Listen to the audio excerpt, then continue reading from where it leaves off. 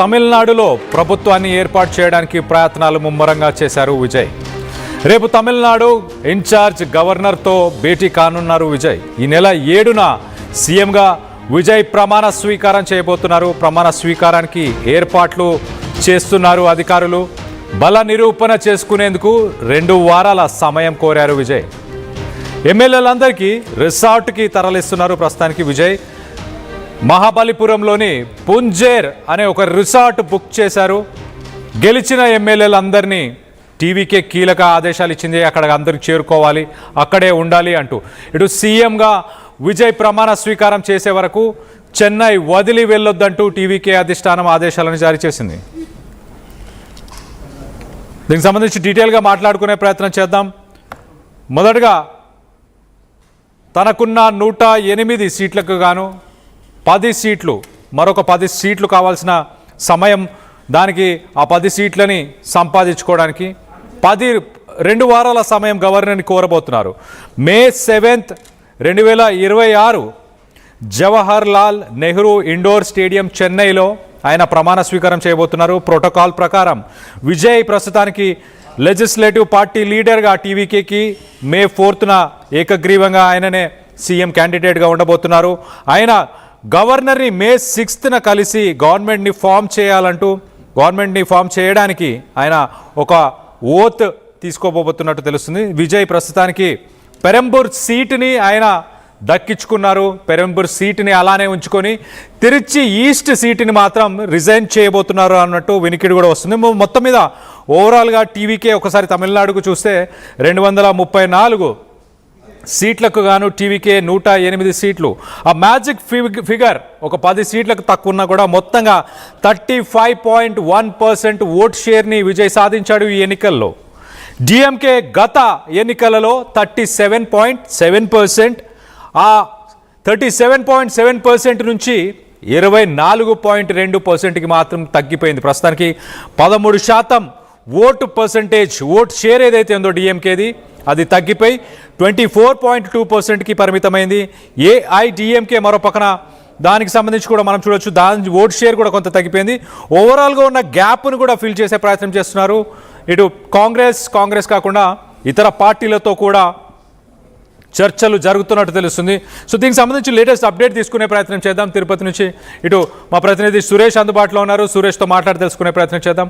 సురేష్, చెప్పండి, ఎప్పుడు గవర్నర్ని కలవబోతున్నారు అండ్ గవర్నర్ని కలిసిన తర్వాత ప్రొసీజర్ ప్రోటోకాల్ ఎలా ఉండబోతుంది? ఏదైతే తమిళనాడు ప్రభుత్వ ఏర్పాటుకు టీవీకే పార్టీ ముమ్మరంగా కూడా ప్రయత్నాలు చేస్తుందని చెప్పాలి. ఏదైతే మ్యాజిక్ ఫిగర్ 118కి కావాల్సినటువంటి మ్యాజిక్ ఫిగర్ 10 సీట్లు మాత్రం కొడుతున్నటువంటి నేపథ్యంలో ఇప్పటికే క్యాంపు రాజకీయాలు కూడా బాగా నడుస్తున్నటువంటి పరిస్థితి. అయితే ఇప్పటికే గవర్నర్ కి ఆ లేఖ కూడా సమర్పించడం జరిగింది. ఏదైతే 2 వారాల్లో మా యొక్క బల నిరూపణ చేసుకుంటాం, తర్వాత మేము ప్రభుత్వం కూడా ఏర్పాటు చేస్తాం అంటూ కూడా లేఖను గవర్నర్ పంపించినటువంటి పరిస్థితి ఉంది. అయితే తాజాగా 7వ తేదీ అంటే ఎల్లుండికి ప్రమాణ స్వీకారానికి కూడా ముమ్మరంగా అధికారులు అయితే ఇప్పటికే ఏర్పాట్లు చేస్తున్నట్టుగా కూడా తెలుస్తుంది. అయితే ఇప్పటికే క్యాంప్ రాజకీయాలకు సంబంధించి టీవీకే పార్టీకి సంబంధించినటువంటి గెలిచినటువంటి ఆ 108 అభ్యర్థులు ఎవరూ కూడా చెన్నై వీడి ఎక్కడికి వెళ్ళొద్దండి, మా నిత్యం కూడా పార్టీకి అందుబాటులో ఉండదంటూ కూడా హుకుం జారీ చేసినటువంటి పరిస్థితి. ఈ నేపథ్యంలోనే వీళ్ళంతా కూడా ఒక రిసార్ట్ లో కూడా ఉన్నటువంటి పరిస్థితి. అయితే ఈ సంబంధించి ఏదైతే మిగిలినటువంటి సీట్లకు సంబంధించి కూడా సర్దుబాట్లు వ్యవహారం కూడా తీవ్ర స్థాయిలో కూడా చర్చలు జరుగుతున్నటువంటి నేపథ్యం ఉంది. ప్రధానంగా ఏదైతే ప్రభుత్వ ఏర్పాటుకు మాత్రం అతి త్వరలోనే విజయ్ ఆ ప్రభుత్వ ఏర్పాటు దిశగా కూడా అడుగులేస్తున్నటువంటి పరిస్థితి ఉంది. ఇందులో భాగంగానే గవర్నర్ కూడా లేక తెలియజేసినటువంటి పరిస్థితి ఉంది. అయితే తనకు కావలసినటువంటి బల నిరూపణకు మాత్రమే 2 వారాలు గడువు అడిగినప్పటికీ కూడా ఒక 2 రోజుల్లోనే బల నిరూపణ కూడా చేసుకునేటువంటి పరిస్థితి కూడా చాలా స్పష్టంగా కనబడుతుంది. ఈ నేపథ్యంలోనే 7వ తారీఖు ప్రమాణ స్వీకారం ఉండొచ్చన్నటువంటి వాదన కూడా బలంగా వినబడుతున్నటువంటి పరిస్థితి. అయితే ప్రధానంగా గవర్నర్ను కోరిందేమో 2 వారాలు గడువు కోరాడు, కానీ ఈలోపే ఏదైతే ఇవాళ రేపటికే ఒక కొలిక్కి వచ్చేటువంటి పరిస్థితి కూడా చాలా స్పష్టంగా కనబడుతుంది. అక్కడ ఉన్నటువంటి రాజకీయ పరిణామాలన్నీ కూడా బాగా మారుతున్నటువంటి పరిస్థితి. అయితే ఖచ్చితంగా 7వ తారీఖున ఎట్టి పరిస్థితుల్లోనూ ప్రమాణ స్వీకారం ఉండబోతుందన్నది కూడా కొంత ఆ పార్టీ సంబంధించినటువంటి నేతలంతా కూడా తెలియజేస్తున్నటువంటి పరిస్థితి.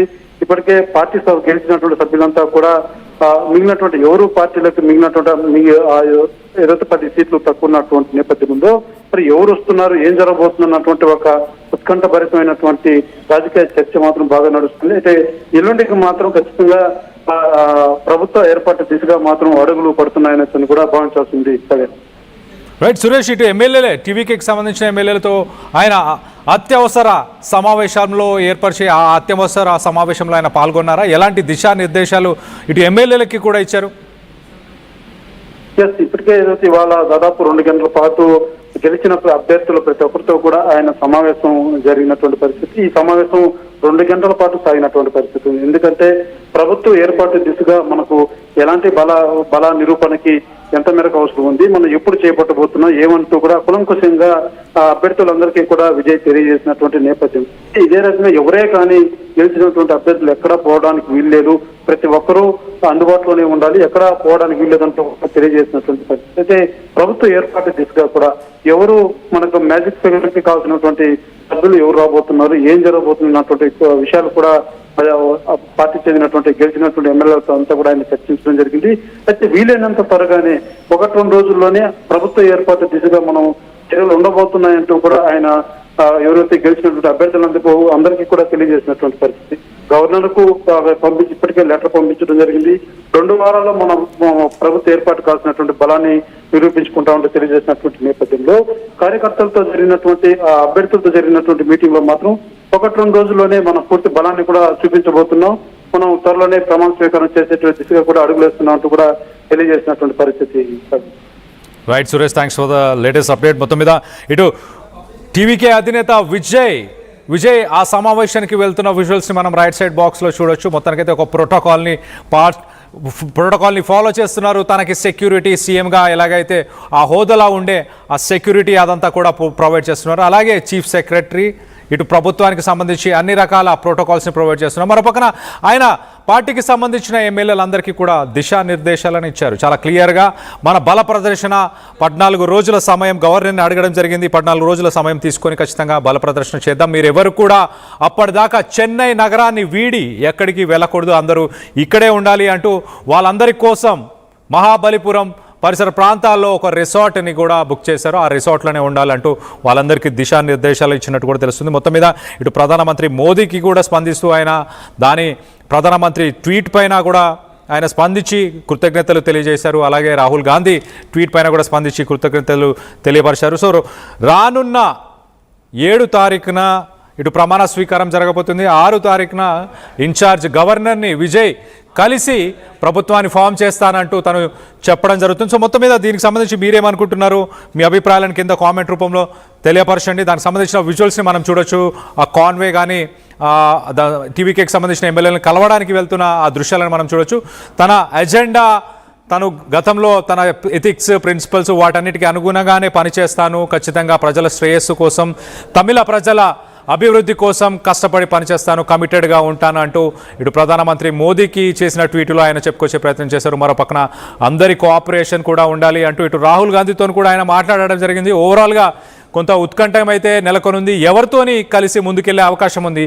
ఏఐడిఎంకేకి సంబంధించిన ఎమ్మెల్యేలతోనా, లేకపోతే డిఎంకేకి సంబంధించిన ఎమ్మెల్యేలు కొంతమంది కూడా టీవీకేతో పాటు ముందుకెళ్లాలని ప్రయత్నం చేస్తున్నట్టు తెలుస్తుంది. సో మొత్తం మీద కాంగ్రెస్ కానీ పిఎంకే అలాగే సిపిఐ సిపిఎం ఈ కూటమికి సంబంధించిన చిన్న పార్టీలకు సంబంధించిన క్యాండిడేట్స్ని తీసుకొని ముందుకెళ్లే ప్రయత్నం చేస్తారా? మొత్తానికైతే 14 రోజుల గడువు అయితే ఇటు గవర్నర్ని అడగబోతున్నారు. 14 రోజుల్లో తన బల ప్రదర్శన చేయడానికి సమయాన్ని తీసుకున్నట్టు చాలా క్లియర్గా తెలుస్తుంది. దీనికి సంబంధించి మీరేమనుకుంటున్నారు? మీ అభిప్రాయాలని కింద కామెంట్ రూపంలో తెలియపరచండి. విజయ్ టీవీకే పార్టీ గెలుపుతో ఏ పార్టీ కనుమరుగు కానుంది అన్న దానిపై మీ అభిప్రాయాలు ఏంటనేది కింద కామెంట్ రూపంలో తెలియపరచండి.